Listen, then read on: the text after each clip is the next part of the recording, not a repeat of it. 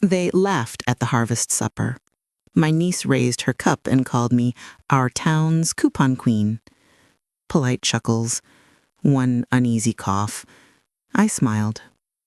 I am Marlene Carter, 66, retired trauma nurse. I don't throw scenes. I make plans. That night, I set out the red binder, Sunrise and Sage, on my kitchen table. The bakery, in my name. The duplex they live in, my deed. We didn't do handshakes. We did paperwork. In the morning, certified letters. Non-renewal on the lease. Removal of management, for cause. Not revenge, reset. The calls came fast. You can't do this. I already did. At the window, I taped a plain sign. Closed for reset. Inside, we counted flour, not feelings. June took interim. We cut waste. We fixed the books. Simple cakes. Hot coffee. Warm bread. Open Friday. People think nice means boundaryless. Nice kept the lights on. Boundaries kept them paid. By the weekend, orders lined up, pride returned without the wobble of dread. My family, they learned the difference between help and being helped to.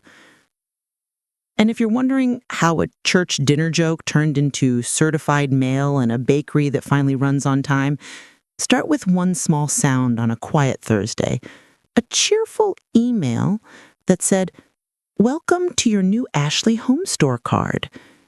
It had exclamation points. Exclamation points make me suspicious. I hadn't applied for any card. I read it 3 times. It had my name properly spelled, my address on Oakview Terrace, and a cheerful paragraph about opening balance and points. I don't curse much, though nursing gives you cause. I said, "Well, that's interesting," to the room, which is how women who grew up in the church say, "Absolutely not." I keep a folder on my desktop labeled, I took a screenshot and slid it inside that folder. Then I opened a fresh legal pad and wrote 3 lines, Ashley card email, date, time. Quiet as a Sunday snow, I placed the legal pad in my red binder labeled Sunrise and Sage. Operating agreement. The red binder holds the paperwork for the bakery I financed for my niece Kelsey and her husband Drew. We didn't do handshakes. We did paperwork. By Saturday evening, the email had turned into background static because life in Cedar Ridge was busy doing what it always does in late September, the first Lutheran harvest supper. If you've never been to one, imagine the world's kindest food court with a line of crock pots so long it looks like a freight train, and at the end of that train, a dessert table that could soothe every ache you've ever had. We had ham sliced the way Grandpa liked it, Jell-O salad with texture that matched home, and cakes that were a pleasure to see. I wore my navy sweater with the little red cardinals stitched on the sleeves, and my flats with non-slip soles. I've learned to respect linoleum. Kelsey was in charge of the dessert table because that's where bakers prove their worth. She's 32, quick with a laugh when she wants to be, with a way of making a room feel like it's her porch and you're all guests. Her bakery is called Sunrise and Sage. The original pitch she made me was a letter written in pencil on lined paper. The good kind of manipulative, charming and earnest. She wrote, "I want to build a place where people taste their childhood again. I know you understand that. You made my birthday cakes when Mom forgot the candles." I did understand. When her mother, my sister-in-law, Tina, was between jobs and men, I took her to my kitchen on Sunday afternoons and taught her to level a cake with a serrated knife and breathe steady while applying buttercream. I love that girl. No matter what this story will show you about choices, love is not the question for me. What we do with it is. After the main course, the MC at the Harvest Supper asked for a few words from sponsors and community partners. Kelsey stepped toward the mic. She wore a sage green apron over her dress, hair twisted back with a clip, eyes glittering with that performance shimmer some people put on like lip gloss. I braced for the usual bakery talk. Fresh cinnamon rolls, new pie flavors, holiday orders. Instead, she glanced my way, raised a plastic cup of apple cider and said, "A toast to my Aunt Marlene, our town's coupon queen. She keeps the lights on, hers and ours. May we someday be as good at holding on as she is." Holding on. The two words pricked like a tack through a church pew cushion. People laughed the way they do when they aren't sure if something's mean. Drew elbowed a buddy, and his buddy snorted into his napkin. I saw Pastor Lewis try to find his smile and wind up with a thin line. Tina looked down at the tablecloth and folded it into pleats. I don't make scenes. Walt used to say, I carry my storms inside me because I don't like to mess up other people's weather. I smiled. I kept smiling as I helped scrape plates into the compost bin, as we lined up casserole dishes on the dulled metal counter, as the youth group argued about who had to carry the heavy pots out to the van. When I washed my hands under the hot tap, the skin on the backs of them wrinkled like parchment. Nurses wash their hands until they are maps of rivers. I dried them and said goodnight to Pastor and to June, an older woman with the steadiest piping hand I've ever seen. Then I drove home on a street lined with maples halfway into their red. My condo is tidy. The night I got home, I set my keys in the bowl by the door, put my purse on its hook, and stood in my kitchen looking at the clock on the microwave. People say time slows when you're hurt. Mine didn't slow. It clarified. If you've ever watched blood settle in a test tube, you know what I mean. The heavy parts go to the bottom. What remains is what you can see through. I poured water into the electric kettle and waited for its neat click. The legal pad and the red binder waited for me on the kitchen table. I made a cup of chamomile, blew across the surface, and flipped open the binder. Sunrise and Sage had an operating agreement with words and dates and signatures. Walt taught high school shop for 30 years. He loved a straight edge. Our agreement had a straight edge. I read the section I'd insisted on when we formed the LLC. Managers serve at will, subject to removal by the managing member for cause, including failure to provide quarterly reports, misuse of company funds, conduct harmful to the reputation of the business.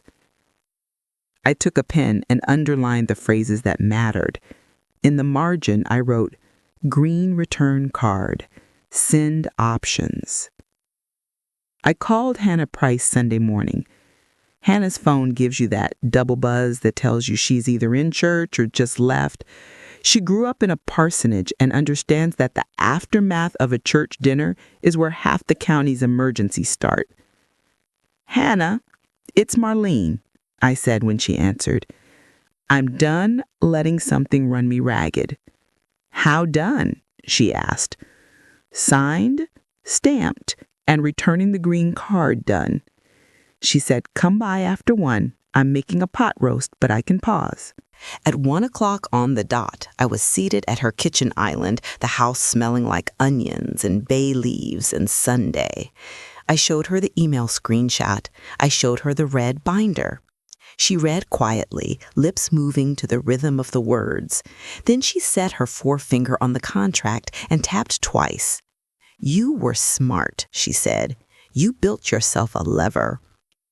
I don't want to break anybody, I said, but I won't be mocked for putting a roof over someone's head while they kick at the shingles. Non-renewal of the lease, she said, flipping to the printed copy I'd brought of the Oak Street rental agreement. You've gone way beyond generous on that. 3 years under market, no late fees. We'll give them 30 days. It's not an eviction, it's notice. And the LLC? We remove them as managers for cause and install an interim, she said. It'll sting. They'll call you cold, but the paper is clean. She looked at the screenshot again. And this? She tapped the Ashley email I printed. That struck me as a warning, I said. Hannah nodded. I'll draft letters for both properties and the LLC removal. We'll go certified mail tomorrow morning. Thank you, I said, and I meant it more deeply than the 2 words could carry. On my way home, I stopped at First County Credit Union, a squat brick building that smells like the carpet cleaner of my childhood. The manager, Mr. Patel, knows my name because he knows his. He has 2 little girls who bring him construction paper crowns when he works late. Miss Carter, he said, rising from his chair like gentlemen used to do, you bring sunshine on a Sunday. I bring an odd email, I said, sliding the screenshot across his desk. I'd like to put alerts on my credit, and I want to dispute this. He read, frowning with concentration. We can freeze your credit temporarily while we file the dispute, and I'll set an alert on new accounts. Do you want notifications for any hard pulls? I want to know every time my name gets tugged, even if the tug is light. He clicked and typed and asked me to sign 3 forms. Done, he said, printing copies. You know, my mother says a boundary is a fence with a gate the owner controls. Your mother is a wise woman, I said. That night I slept lightly, as people do when they've decided to stop pretending something doesn't hurt. I woke to the thin gray of an Ohio morning, made coffee strong enough to scold, and put on my pearl earrings because they make me feel more like myself. At 10, I met Hannah at her office, a narrow storefront downtown between the barber and the consignment shop. We signed letters on real paper. We slid each into its envelope. I licked the flaps, which taste the same as it did in 1978 when Walt and I mailed our wedding invitations. The post office gave me certified mail stickers and the little green return cards. I addressed one to the duplex on Oak Street and one to the bakery, slid the cards in place, and watched them accept my letters like a courthouse swallows affidavits. There is something holy about paper that says the truth out loud. By noon, the letters were on their way through the bowels of the postal system, and at 3:12 on the dot, my phone rang. Nieces never call at 3:12 unless fire or drama is involved. I answered. Aunt Mar, Kelsey said. Her voice was breathless, brittle around the edges.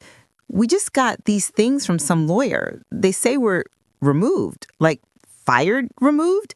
What is this? Is this a joke? Did Tina put you up to this because she's still mad I didn't make cupcakes for her book club? It's not a joke, Kels, I said. It's a reset. The bakery is closed for a reset effective now. You and Drew are removed as managers. We'll inventory, audit, and reopen lean. And the Oak Street lease won't be renewed 30 days from today. You can't do that, she said. We have orders, we have staff, we have lives. You'll ruin us. I gave you every tool to not be ruined, I said, sensing the steel in my voice and being grateful for it. I bought ovens that don't break. I paid the utilities on time when you forgot. I covered taxes, and I asked for respect and simple reports in return. You made a joke about me on a microphone at a church supper. It was a joke, she said. You know how I am. People expect me to be funny. They don't expect you to be cruel, I said. Tomorrow at 9, we'll have a staff meeting. They deserve to know what's happening, and they deserve a chance to stay. She hung up without goodbye. 10 seconds later, a different number called. Drew. This is illegal. You can't come in here and... I haven't come in anywhere, I said. I sent notice. If you believe it's illegal, talk to Hannah. Her card is in your envelope. You can't throw us out on the street. We have the kids. Ella has got her science project. Micah's soccer is 5 minutes from our door. You're making us homeless. It's a non-renewal, not an eviction, I said, calm as a nurse explaining discharge papers. You have 30 days. You'll find a place. People do it every day. If you move sooner, I'll prorate the rent return because I don't steal. He swore, one of the rougher words, and hung up. At 4 that afternoon, I drove to the bakery. The window sign with the swirling script still said Sunrise and Sage, but a corner of the letter S had started to peel. I took a sheet of printer paper from my purse and a roll of blue painter's tape from my glove compartment. On the paper, in a marker thick enough to be read from the curb, I wrote in block letters, "Closed for reset. Staff meeting Monday, 9 a.m. I taped it straight and stepped back, then straightened it again. An older man from the rec center shuffled up in his windbreaker and tapped the glass with his knuckle like you can wake a store. "You open tomorrow?" he asked. "Soon," I said. "We're going to do this right." His mouth twitched toward a smile. "Okay then." He saluted with 2 fingers and kept walking.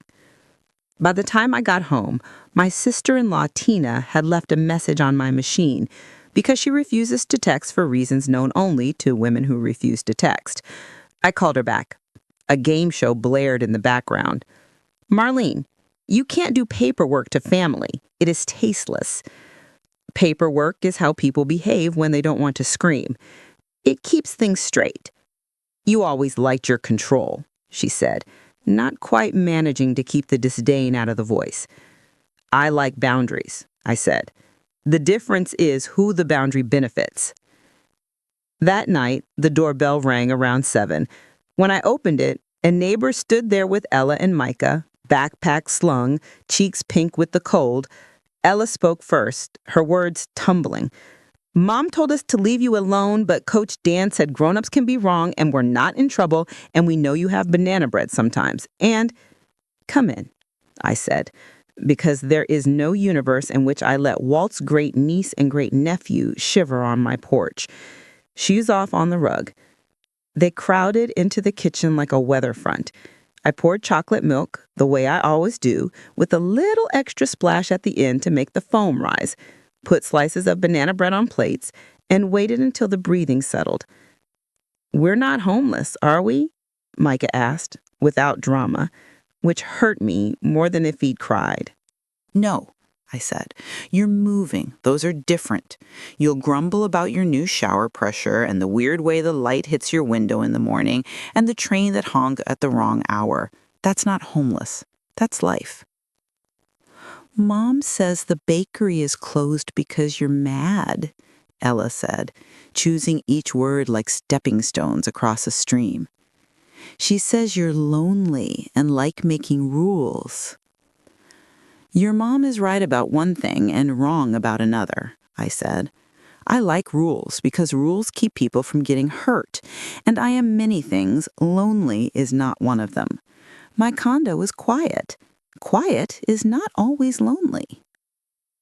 Micah blinked at his plate. "So why is it closed?" "Because when you build something to stand in the weather, sometimes you have to reinforce the beams," I said. "That means shut the door, count the flour, fix the leaks, and start fresh." "Will my birthday cake still be from Sunrise and Sage?" he asked, like a man who can face anything if he knows the cake is secure. "It will," I said. "Simple and good, probably smaller. Still yours." They stayed an hour, finished their homework at my table while I peeled carrots for the church chili supper, and left with plastic containers, because I do not send children back to anyone on an empty stomach, even if I'm furious with their parents. After they left, I stared at the ash tree silhouetted in the dusk outside my kitchen window and asked God for a softer spine for myself and a stiffer one for the people I love. Monday morning at 9, the staff filtered into the bakery. June came first in her purple coat and soft-soled shoes, carrying her piping tips in a roll like a surgeon arriving with instruments. Behind her came 2 college kids, both caffeine and human form, and a dishwasher named Tyler, who rides his bike no matter the weather. Kelsey and Drew did not appear. I stood behind the counter and told the truth. I'm removing current management because I want this place to stand in the wind 10 years from now. I underwrote a dream, not a denial. If you want to stay, we'll work. We'll pay on time. We'll do profit sharing by January based on performance if we make our numbers. We will simplify. A good bakery sells cake that tastes like Sunday afternoon and coffee that tastes like permission to try again. June nodded once, firm. The college kids looked around at each other and stood taller. Tyler wiped his hands on his jeans, even though there was nothing to wipe. He said, "I'd like to stay," voice serious. "June," I said, turning to her, "you're interim manager. You've done every job in a bakery since 1975. The spreadsheets are yours. You tell me what we need and what we don't." "Oh, honey," she said, eyes shining. We needed to say that out loud. At 10, Drew arrived with his jaw set and a sheaf of papers in his hand, which I recognized as our agreement, printed crookedly. He slapped it on the counter, startling Tyler so hard he dropped a stack of plates. "You can't. Not legal. We have rights." "You have an attorney's card," I said, sliding Hannah's business card across the counter. "I'm not going to argue with you in front of my staff." He leaned in close enough that I could smell stale coffee and something like old corn chips. "You think you're something because you have money. I think I'm someone because I know how to work, and because I won't let my name be turned into a joke so somebody else can feel big in a small room." He laughed once, ugly. "You'll regret this." "I regret plenty, not this." He left, the bell on the door jangling a little too hard, and the room let out a breath. We changed the espresso grinder burrs. We dumped anything older than 3 days. We ordered ingredients like adults and not like Christmas. June found money in the walk-in by telling me exactly how much butter we had burned last month by reheating croissants during the slow hours. The college kids learned to weigh dough. Tyler learned to pull espresso shots that didn't sputter out like coughing. I stood by the window taping a second sign that said, "Reopening Friday. Simple, honest, warm bread. You're invited." Kelsey posted on Facebook that afternoon a long paragraph about how the older generation refuses to let go and how toxic elders ruin young dreams. A woman named Amber from high school wrote 9 heart emojis and typed, "Facts." I did not answer. My friend Harriet, who retired from middle school and understands patience better than most saints, texted me a screenshot and the words, "Don't take the bait." I texted back, "Argue with a meme? Never." On Wednesday night at First Lutheran's midweek potluck, I ladled chili while Ella and Micah stood next to me wearing plastic gloves a size too big. They had something to do. Kelsey didn't show. Tina did, chewing a breadstick like it done something wrong, and avoided my eyes. Pastor Lewis said the prayer with a line that made my throat catch. "Bless the work of our hands and the truth in our mouths." I felt that prayer settle somewhere behind my sternum. Thursday afternoon in Kroger, in the baking aisle, beside the nutmeg, Kelsey cornered me. She smelled like vanilla and worry. The smiles were gone. "You wanted a show," she said. "You got one. Are you happy? Everybody knows our business because you like to play sheriff." "I like to pay bills," I said, reaching for cinnamon sticks. "And I like to sleep without a knot in my stomach. Closing isn't a show. It's a reset." "If we don't make rent, we'll have to move to the apartments by the tracks," she said, her voice rising just enough to make the woman down the aisle look up. "Ella has her friends. Micah has soccer. You're blowing up their lives because your feelings got hurt at a church dinner?" "My feelings got noticed at a church dinner," I said. "They were hurt for a long time before that." She set her hand on the shelf and bent her head. For a second, I thought of the little girl who couldn't reach the top cabinet in my kitchen and used to ask me for the blue bowl and please could we add extra vanilla because it smelled like joy. Then she looked up, anger back like mascara. "You like being the hero," she said. I like being useful, I said, which is not the same as being used. She wheeled her cart away, one back wheel squeaking. A woman from choir touched my elbow when she passed, and a man from the hardware store nodded once, like a farmer meeting your eyes before he lifts a hay bale. In Cedar Ridge, public drama gets an audience and then a prayer chain. We reopened Friday. The smell of cinnamon rolls made even the surliest contractor soften his shoulders. We sold out of pecan sticky buns by 10. We stopped pretending we were the kinds of bakers who make skyscraper cakes that require structural engineering and started making cakes that taste like the crumb you remember from your grandmother's sheet cake. Coffee poured steady, tips clinked. Tyler figured out the perfect timing for the bagel toaster. June showed the college kids how to smooth frosting with a hot spatula and the patience of a piano teacher. I stood back from the counter and felt something I hadn't felt in months, quiet pride without the wobble of dread. Saturday morning, Ella and Micah came by with their dad. He stood by the door with his hands jammed in his jacket pockets and let them run inside. Ella handed me a drawing of a cake with a rainbow and the words, Aunt Mar's Real Bakery. Micah asked if he could have a plain cinnamon roll because the ones with icing were too spicy, which is how 9-year-olds describe sugar when they are trying to sound grown. Drew looked at me, jaw slack, like he was trying to see if I would melt. We found a place, he said, grudging. 2-bedroom near the soccer fields. It's, small. Small is not a character flaw, I said. We move on Saturday. We can't get a truck. Everything's booked. I have a friend with a trailer. I can loan you my dolly. I will not loan you money. He nodded, looking down. I get it, he said, and I wanted to believe him, the same way you want to believe March means the end of winter when you live in Ohio. By Sunday afternoon, my front hall looked like a staging area for a small army. I had gathered moving blankets from neighbors, labeled with painter's tape because that reduces fights later. Harriet brought a roll of bubble wrap big enough to mummify a sofa. June sent over a thermos of coffee and a handwritten note that said, "You run the spirit, we'll run the oven."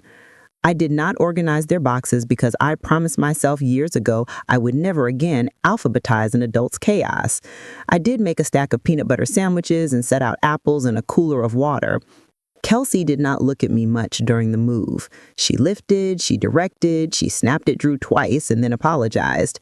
She told Ella to carry a trash bag of stuffed animals as if it were full of glass. When they were down to the last load, she sank on the bottom step of the duplex stairwell and rubbed her calves. "This is humiliating," she said quietly so the kids wouldn't hear. "It's not humiliation," I said. "It's adjustment. Humiliation is when you call someone a coupon queen on a microphone.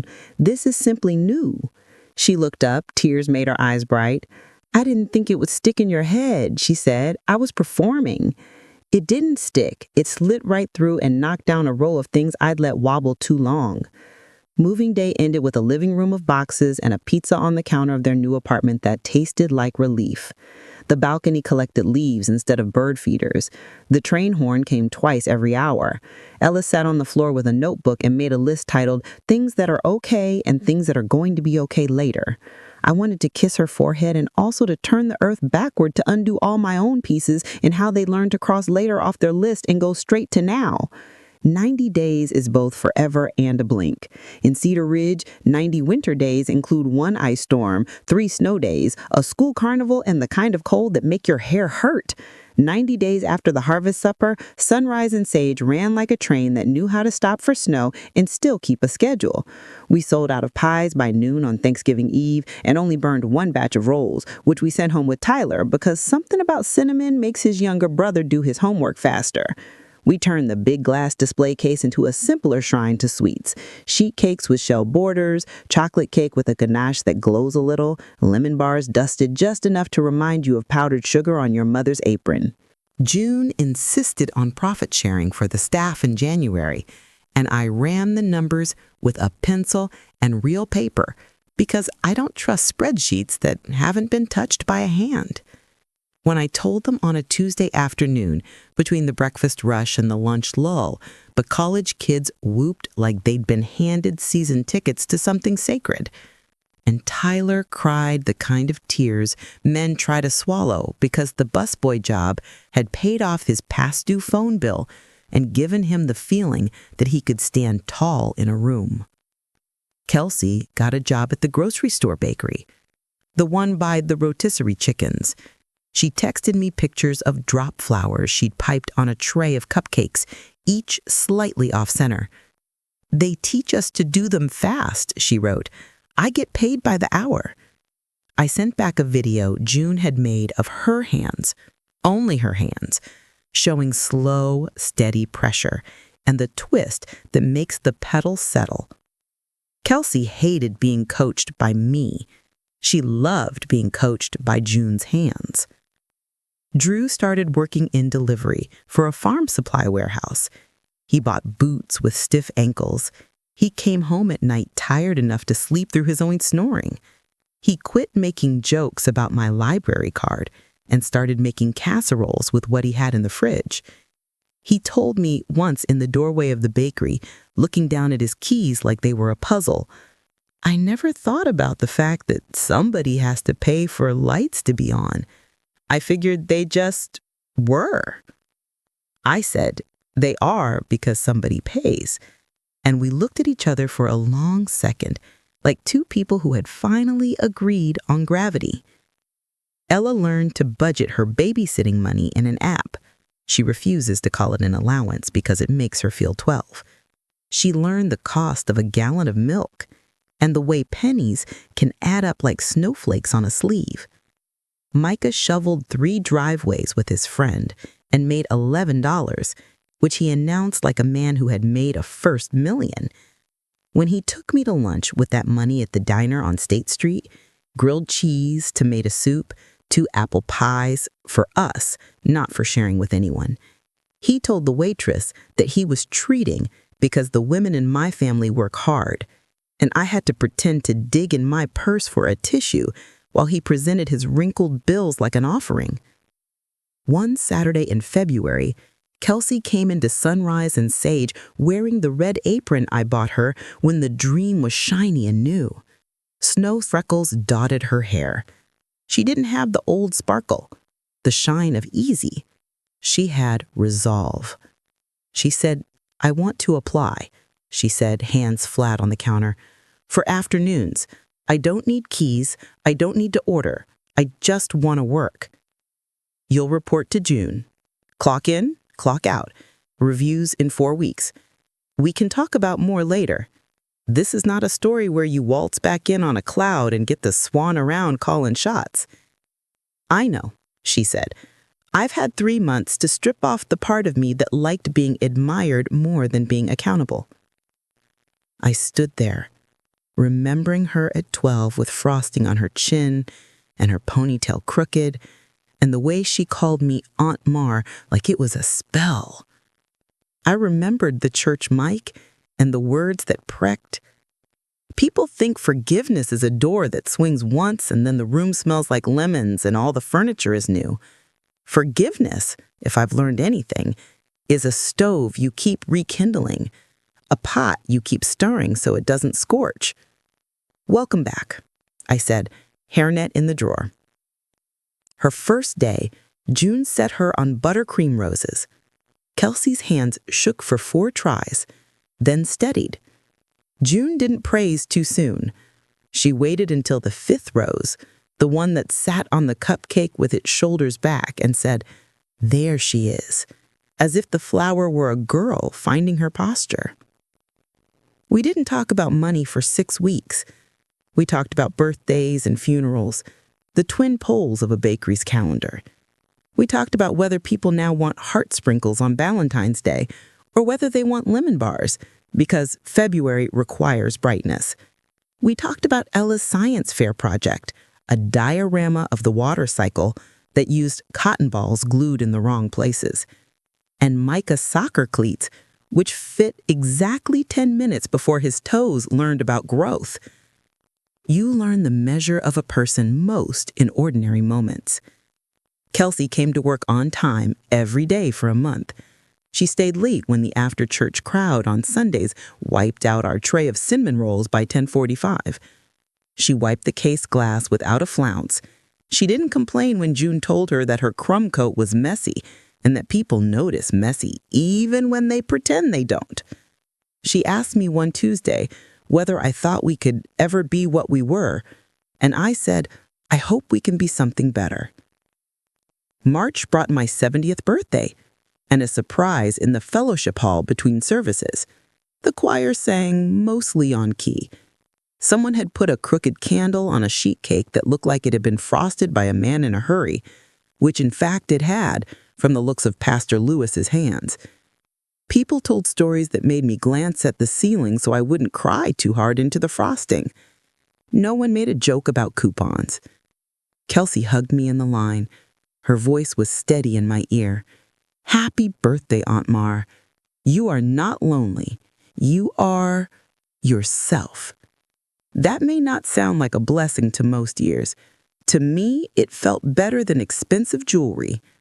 I went home with 2 paper plates of leftovers and a bouquet of daffodils from a yard that thinks spring has more power than it sometimes does.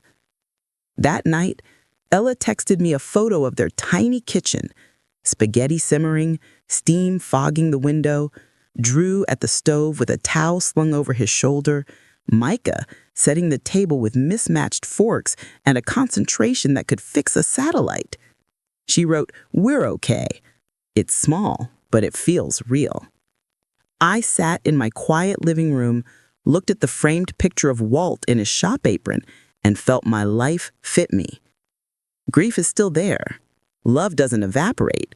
But the puzzle pieces of my days clicked together in a way I hadn't felt since the years when our calendar hung crooked on a nail and we believed in the power of packed lunches to make a future.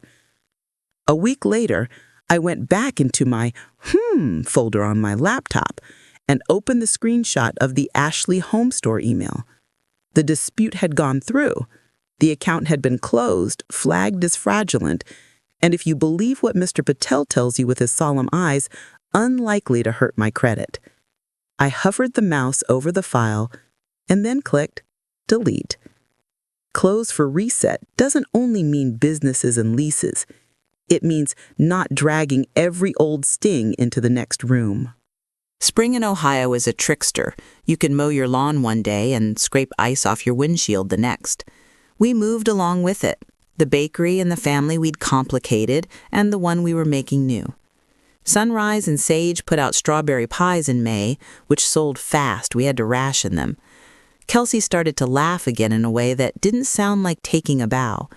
She told me without fanfare that she and Drew had started an envelope system for their money because a man on the radio told them to, and they'd already paid off the lingering phone bill and the small medical copay that had been sulking on their counter since winter. She asked whether she could help with ordering, and I told her I'd like to see her run the case for a month without a single product over-ordered before we put her name near an invoice again. She nodded, a grown woman nodding to another, not a girl rolling her eyes.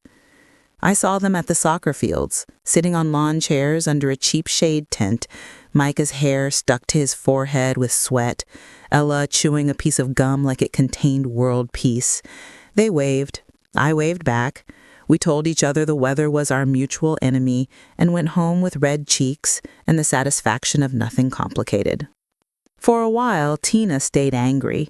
She kept her distance at church, rearranged hymnals a little louder than necessary, told a neighbor at the gas station that I'd frozen, as if I were a pond and not a person. One Tuesday afternoon at the hardware store, she ran into me by the paint chips and said, "You win." I said, "It's not a contest," which is the closest to grace I could manage. She nodded as if maybe in some small place inside her, where truth goes to thaw, she knew. Summer brought county fair pies and a line out our bakery door that made us wish for a bench. We took our first real holiday in years, closed on a Monday after the 4th, and didn't feel guilty when we slept late.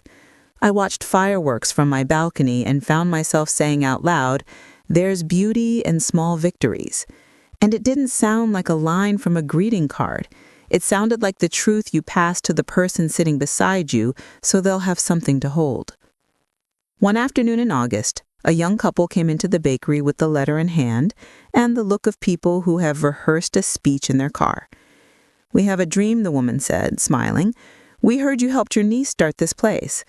I glanced at June, who gave me that grandmother eyebrow that means, "Be careful with your heart."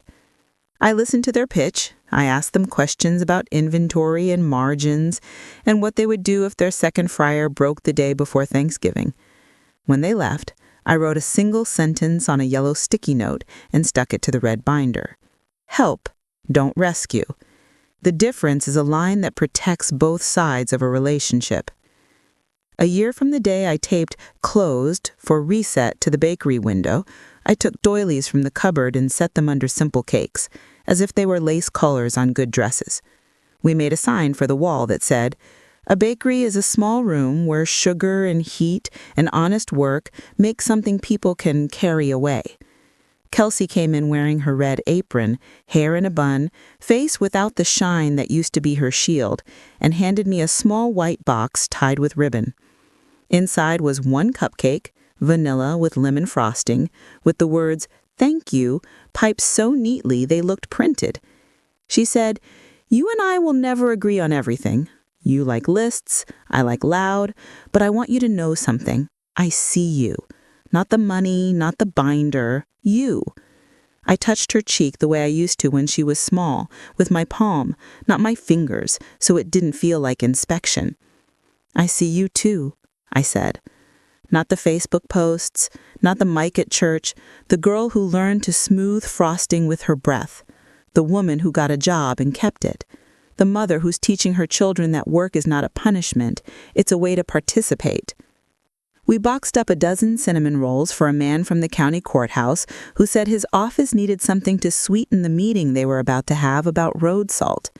We brewed coffee for a woman wearing scrubs who needed it black and hot and in a to-go cup because her break was 10 minutes, and when it was over, she would go back to the floor and hold somebody's hand who did not have a relative to come sit a while.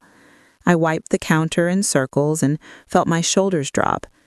That evening, after the dinner dishes had been washed and dried and stacked, I made tea and sat by the sliding glass door in my living room watching the evening move like paint water. I thought about all the times I had been told I was controlling by people who wanted my resources without my rules.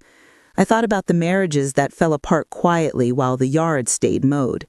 I thought about Walt's big hands and how they learned to be gentle around fragile things, glass, old hinges, my grief. I thought about the little green return cards from the certified letters that had come back to me with signatures in hurried ink. There is a holiness to names written on paper, to the way ink affirms, yes, I received, even if what I received makes me angry. I tell you this story because there's a woman out there who believes she has to keep giving until she is a shadow rimmed with nice. There's a woman who has turned her own needs into noise and called that noise selfish.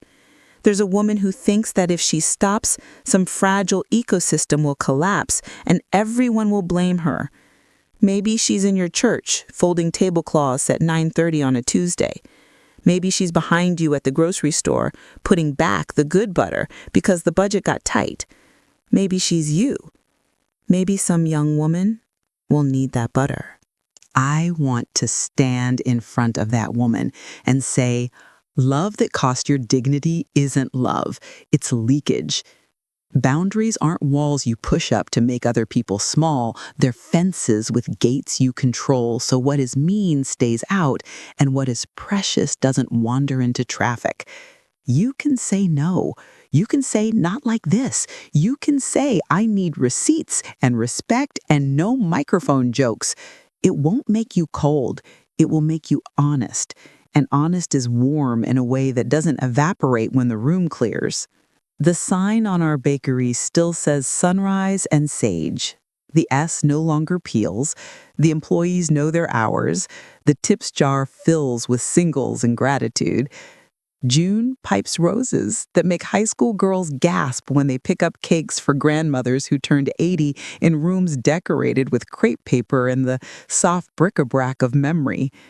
Tyler bought a used car and insists on changing his own oil, which he learned on YouTube and then perfected by making a mess and cleaning it up. The college kids still talk too loudly, and I love them for it, because loud joy in a room is a sign that someone feels safe. At home, my dishwasher hums. The Afghan my mother crocheted stretches over my knees when the evening sneaks cool into my ankles. On my shelf, framed, is a picture of a 12-year-old Kelsey smiling with frosting on her chin and of a woman in a red apron placing a cake in a case with a steadier hand than she had last winter. In the drawer of my desk, the red binder rests. It is not a weapon. It is a tool. I don't open it every day, but I like knowing it is there, the straight edge that keeps my lines from wobbling when feelings try to make me sketch outside sense. Tomorrow morning, I'll wake at 6. I'll set the kettle on. I'll put on my pearl earrings because they make me feel polished even when my hair refuses to be told what to do. I'll drive the familiar turn past the high school and wave at the crossing guard who wears mittens even when it's only brisk. I'll flip on the bakery lights and listen to the cooling fans kick in like a chorus taking a breath. I'll dust the counter. I'll unlock the door at exactly 6:30 because the farmers who deliver eggs like punctuality, and because a room is only a bakery if it's open when people most need something warm. When the first customer comes in, a nurse with tired eyes, or a man in a city jacket, or a woman with a car seat on one arm and the indignation of the morning's preschool meltdown in her voice, I'll hand over a cinnamon roll, or a coffee, or a lemon bar wrapped in wax paper and watch them stand a little taller. I will say their name if I know it, and look at their face if I do not. I will not think of microphones or jokes that cut at the ankles. I will think about dough rising in a warm bowl. I will think about how yeast is a small thing that makes the whole loaf different. I will think about how one boundary held changed the weather in a room, and then changed the weather in a house, and then in a little bakery on Maple Street, and then, maybe, if the story travels, in a house I will never see.